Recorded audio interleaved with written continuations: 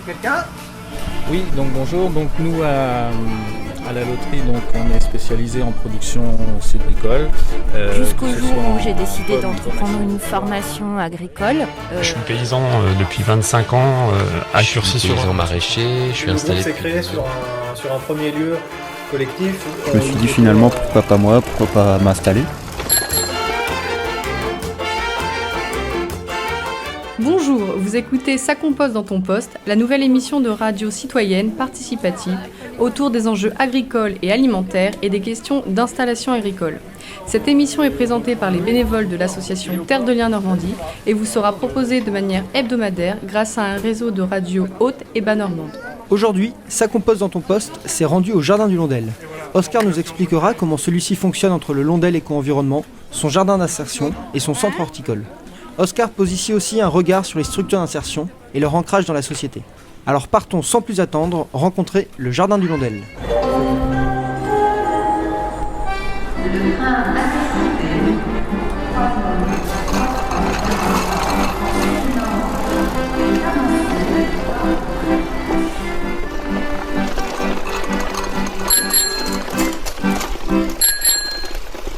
Donc Oscar Nascimento, je suis responsable de structure à l'association AIFST Le Londel et plus particulièrement sur un de ses établissements, le centre horticole du Londel. Le centre horticole du Londel a vu le jour en 1985 suite à une réflexion portée par le premier établissement de l'AIFST Le Londel, le foyer du Père Robert. Et l'idée des protagonistes de l'époque, c'était de trouver une issue et plutôt professionnalisante et qualifiante pour des jeunes qui passaient par ce type de foyer. Et donc le centre horticole du Londel s'est orienté sur la qualification horticole, puisqu'à l'époque il y avait une réelle demande, une offre donc d'emploi dans ce secteur. Donc voilà en gros l'émergence et la genèse du centre horticole.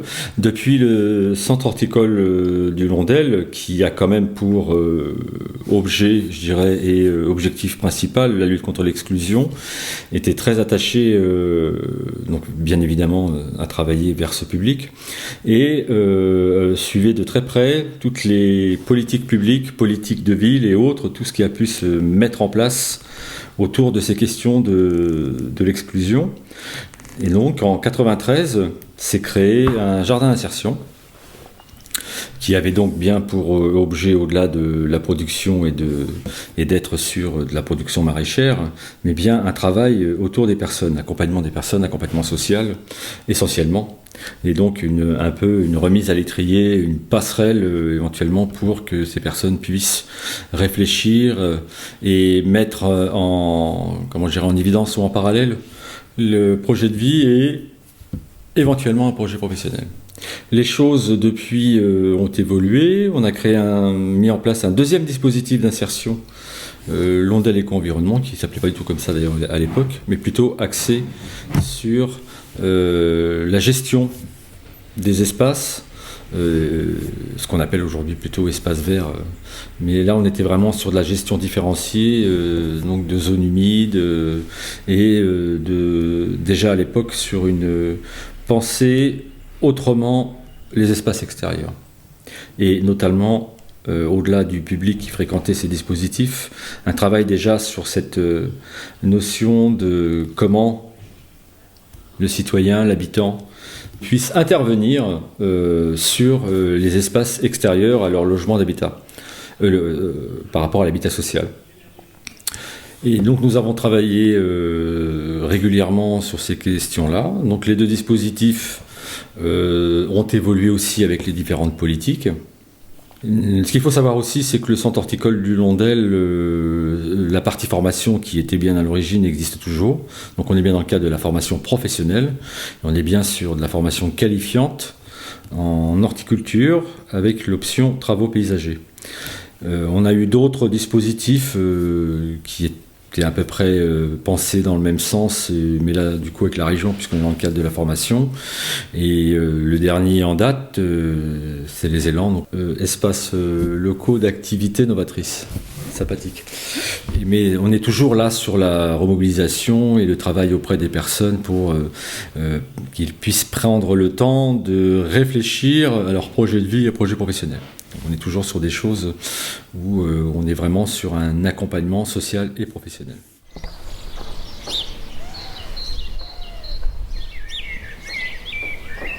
Dans les années 2009, il y a eu d'autres modifications, mais celle qui est plus prégnante, c'est la dernière loi sur l'insertion, où il y a eu une légère modification, notamment politique, État, mais aussi Conseil général, puisque ce qu'il faut savoir, c'est que le Conseil général finance les postes et finance une partie de l'accompagnement, donc à travers des subventions, bien sûr, pour mener un travail auprès de ces personnes. Et là, on est très axé sur plutôt des publics RSA. Et aujourd'hui, ce qui nous paraît difficile par rapport à cette loi-là, c'est qu'il y a eu des axes très intéressants liés plutôt sur le côté financier et économique. C'est que l'activité en elle-même puisse permettre, entre guillemets, un autofinancement du dispositif et donc de la structure. Alors cet aspect-là nous semblait au départ un peu difficile, dans le sens où on avait l'impression qu'on allait un petit peu faire bouger les lignes, dans le sens où on était peut-être plus trop sur le cœur de métier ou le métier initial d'accompagnateur. Mais de fait, avec la crise, on se rend bien compte qu'il faut aller rechercher d'autres modèles économiques, et donc pourquoi pas l'autofinancement et vendre une partie de la production, ou une partie enfin commercialiser en quelque sorte en fonction de l'activité. Donc cette phase étant absorbée, étant réfléchie, reste celle qui nous semble la plus importante, l'accompagnement proprement dit des personnes. Et donc aujourd'hui, les 2 ateliers chantier d'insertion au Londel, qui sont complètement dépendants et sur le même fonctionnement que l'ensemble des ateliers chantier d'insertion, ce qui nous est demandé, c'est d'avoir un pourcentage assez important sur le retour à l'emploi. Donc on a des obligations de résultats concernant le retour à l'emploi. Et là se pose une question de fond, au vu du contexte économique actuel et des difficultés, et donc on voit bien de difficultés par rapport à l'offre d'emploi, ça nous paraît complètement invraisemblable et décalé que ces dispositifs servent uniquement de travailler sur le retour à l'emploi.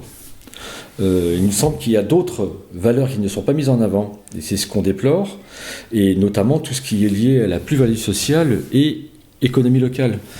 Chaque dispositif, du fait qu'il commercialise entre guillemets, intègre bien et devient complètement un partenaire dans l'économie locale.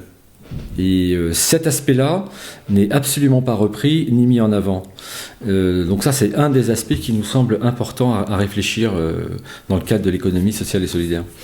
Donc quand je parlais de plus-value sociale, ce sont bien des personnes avec des difficultés bien très diversifiées, mais l'intérêt, c'est bien aussi de réfléchir avec eux sur une vision peut-être un peu différente du monde, et notamment sur le volant économique. Et il nous semble important que ces personnes puissent, à la sortie de ces dispositifs, avoir un rôle et être peut-être acteurs en tant que citoyens. Et là, nous sommes confrontés au fond du problème, et comment retravailler et comment repenser l'insertion en quelque sorte.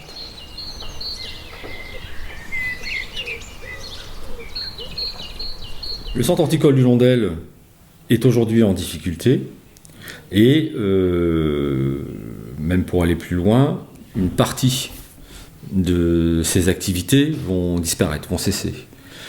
Pour autant, il reste quand même toute la partie formation qualifiante qui, elle, perdure. Donc le centre horticole, en quelque sorte, continue, si on peut s'exprimer ainsi. Pour autant, de ces dispositifs, et notamment toute la partie insertion par l'activité économique, disparaît. Au jour d'aujourd'hui, nous avons quand même bon espoir, puisque un des dispositifs,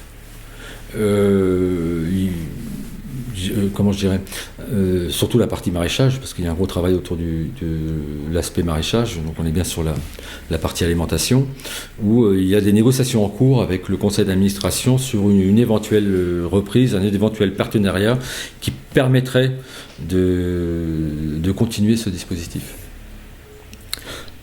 Ce qui nous semble aujourd'hui positif, puisqu'on était quand même au sein du conseil d'administration et les salariés très inquiets par rapport à cette fermeture. Le Jardin des Compagnons, qui est donc le nom du dispositif de maraîchage solidaire, n'est pas uniquement un lieu propre, comment je dirais, à l'insertion des personnes, même si c'est son cœur de métier, et bien évidemment c'est d'abord ça, mais pour donner du sens à cette activité-là, nous avons élargi complètement comment je dirais, son activité, dans le sens où nous avons travaillé depuis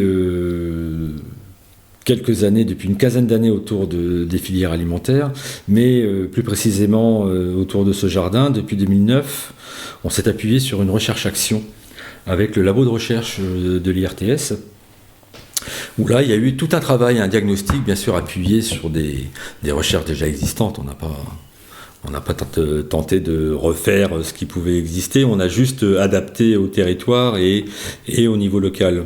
Et donc, l'idée, c'était de réfléchir à comment cette production, puisqu'on allait la faire évoluer et commercialiser, comment elle pouvait avoir une utilité collective, une utilité sociale et être dans le bien commun. Et donc on a commencé à réfléchir en s'appuyant sur cette recherche-action, et donc on est ressorti 3-4 typologies de publics, tels que les gens de la rue, les étudiants pauvres, les familles en très grande précarité. Voilà, c'était donc les premières, et à chaque fois nous avons tenté d'apporter une réponse à ces problématiques. La dimension peut-être qui n'est pas perçue, mais à laquelle nous tenions, nous sommes bien, quand je parle de recherche-action, nous sommes bien sur un groupe de travail avec des partenaires très différents, où toutes les parties prenantes, nous semble-t-il, doivent se concerter pour apporter la réponse la plus adaptée possible. Et donc dans ces groupes de travail mis en place, on peut y retrouver autant les personnes directement concernées, c'est bien avec elles qu'il faut qu'on travaille, me semble-t-il, pour adapter une réponse, mais les politiques concernées, les professionnels, d'autres jardins d'insertion et d'autres producteurs. Voilà donc un peu, en gros, tout le travail qui a été mené autour de ce jardin, et qui permet aujourd'hui quand même de dire que nous avons 331 familles qui gravitent autour du jardin et qui bénéficient des légumes de ce jardin. Suite à ce reportage, Ça compose dans ton poste reviendra vers le Londel pour suivre son évolution et découvrir comment la structure répond à ses difficultés. La réalisation de cette émission fut possible grâce au soutien du programme européen Jeunesse en Action, et si vous souhaitez nous rejoindre, une seule adresse, sacomposedantonposte@gmail.com. Merci aux radios participantes qui nous diffusent toujours plus nombreuses, à Rouen le lundi sur R2R à 10h30 et 15h30, ainsi que sur HDR à 18h10. À Flamanville sur Radio Flamme entre 7h et 10h, le vendredi à 11h15 sur Radio Coup de Foudre à Carouge, le samedi à Alençon sur Radio Pulse à midi, mais aussi à 9h sur 666 pour les Canets. N'oubliez pas de venir le week-end du 15 et 16 juin à Lisville-sur-Douve dans la Manche, lors de la fête de la bio, pour rencontrer l'ensemble des acteurs de l'agriculture biologique en Normandie. Aussi, notez dès à présent dans vos agendas la date du samedi 31 août pour une journée festive et conviviale sur la ferme de la Bourdinière à Moutier-au-Perche. Ça compose dans ton poste, c'est terminé pour aujourd'hui. À la semaine prochaine. Oui, donc bonjour. Donc nous, à À la loterie, donc, on est spécialisé en production subricole. Jusqu'au jour où j'ai décidé d'entreprendre une formation agricole. Je suis paysan depuis 25 ans.